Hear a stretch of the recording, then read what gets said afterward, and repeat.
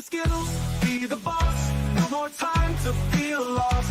Lead the way every day. Find success, it's here to stay. Rise and shine, it's your time. Skill up, raise the climb. Navigate, innovate.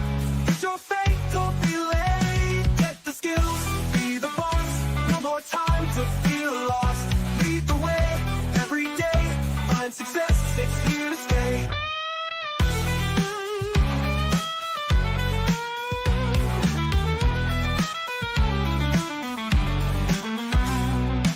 If you're a new manager or hoping to be a new manager, join us in our exploration into what managers need to know. This program will set you up for success by building your knowledge and confidence in the skills you need to be effective. Hello, and welcome back to What Managers Need to Know and our second week of looking at getting to yes, negotiation skills.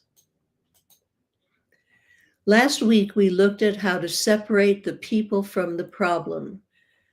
The issue is when we are negotiating with people, we can sometimes bring this whole sack of past negative experience with them and put that in front of us. And it can make it very difficult for us to be rational and objective, as it can be for the other person. So we need to learn how to separate the people from the problem. This week, we're going to look at how to focus on interests, not positions. So in order to resolve a conflict in a constructive manner, it's important to satisfy people's interests. This includes their underlying motivations, needs and concerns, fears and aspirations. Each side has multiple interests, and the most powerful of them are basic human needs. The right to be treated fairly, the right to be listened to, the need to feel accepted. If people take a position and focus on only one specific outcome, it may obscure what they really want and limit their ability to invent options for mutual gain. It's important to look behind positions for the underlying interests. So, for example, let's say it's October and you are looking at the only good pumpkin left in the supermarket. Then your neighbor comes along and is also eyeing that good pumpkin. It's nice, firm flesh, it's round, it's got its stem. It's a perfect pumpkin. Well, you want to be a good neighbor, so you say, Sarah, take the nice pumpkin. And she, wanting to be a good neighbor too, says, no, Deb, you take the good pumpkin. And you go back and forth. And finally, one of you says, okay, I'll take the pumpkin. Because there was the position of being a good neighbor. But if they had looked at interests, if they had asked, Sarah, what are you planning to do with your pumpkin? Well, she's planning to make a pie. She doesn't need a perfectly rounded, firm-fleshed pumpkin. She can take the other pumpkin that is not so perfect. You were going to make a jack-o'-lantern. So it makes sense for you to take the more intact pumpkin. But you would never have found that out if you had focused on positions, not interests. So it's very important to look behind positions for the underlying interests. Put yourself in the other side's shoes so that you can understand why their position makes sense to them. Let me take a drink of water here.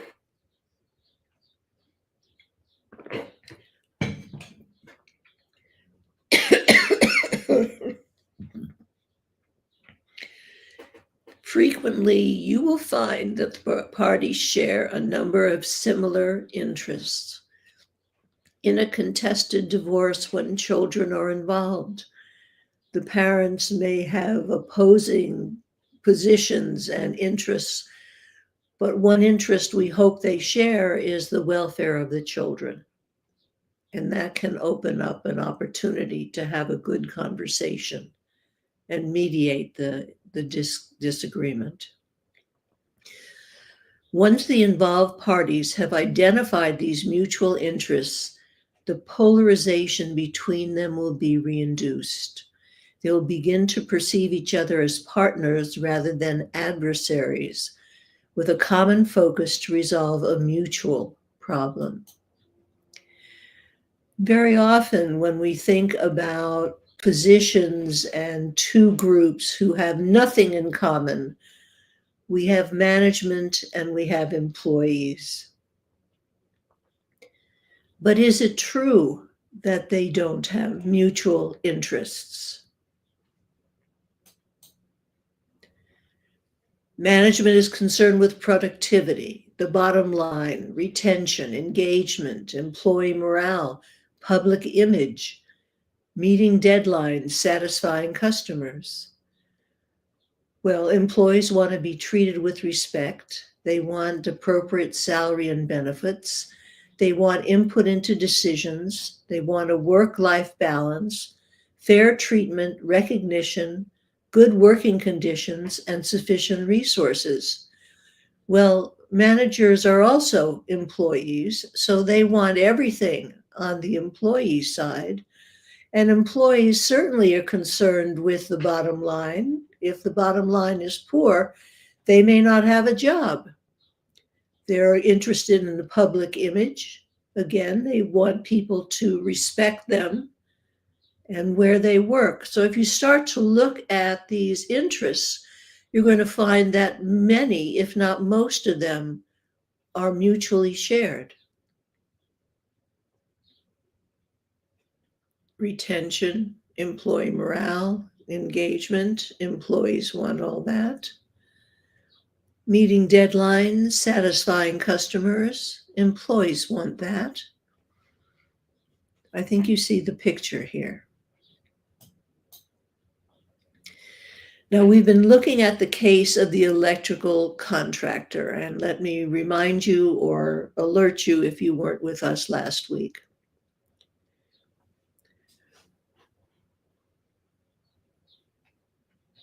But I look like I didn't give.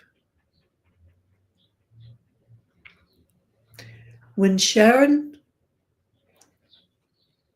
okay, what did I do here? Going back.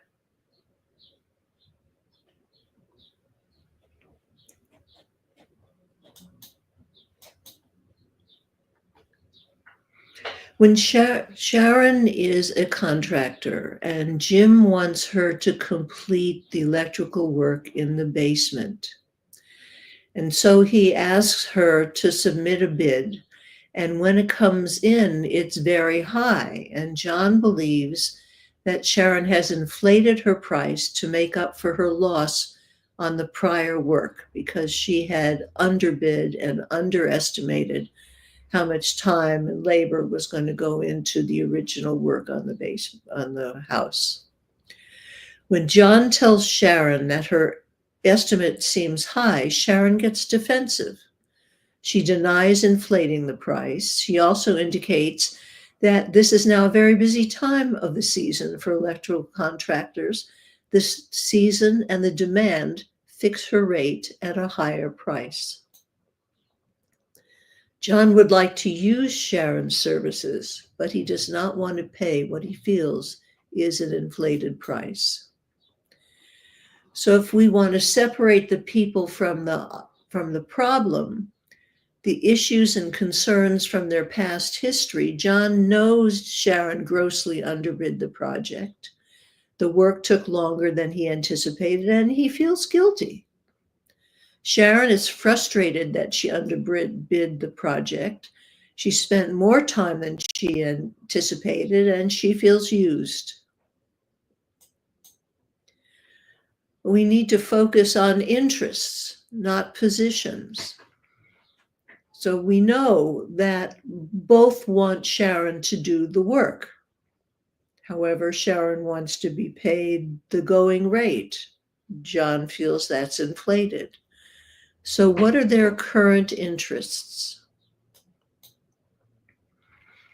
John doesn't want to pay an inflated price.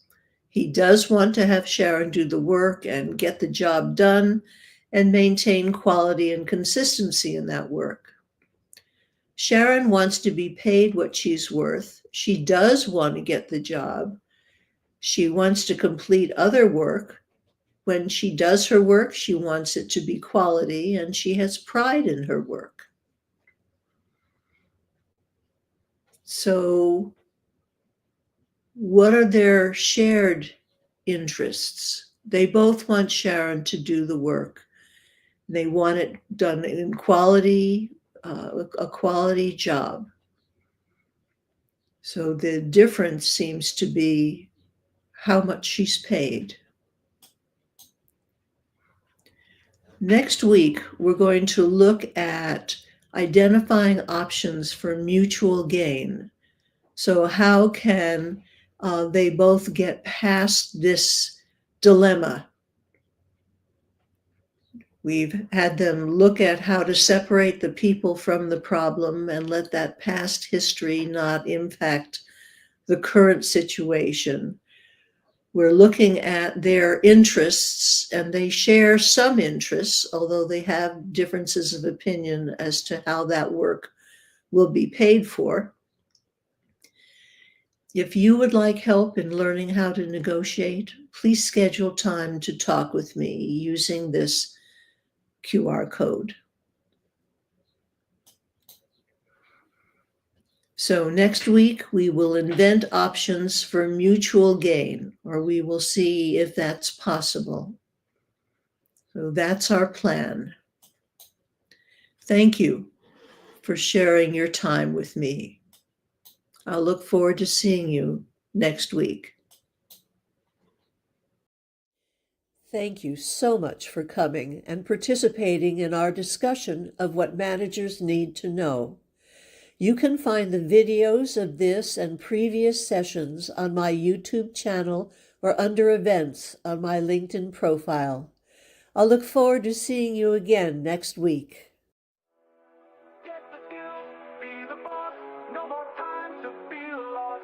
Lead the way, every day, find success, it's here to stay. Get the skills, be the boss, no more time to feel lost. Lead the way, every day, find success, it's here to stay.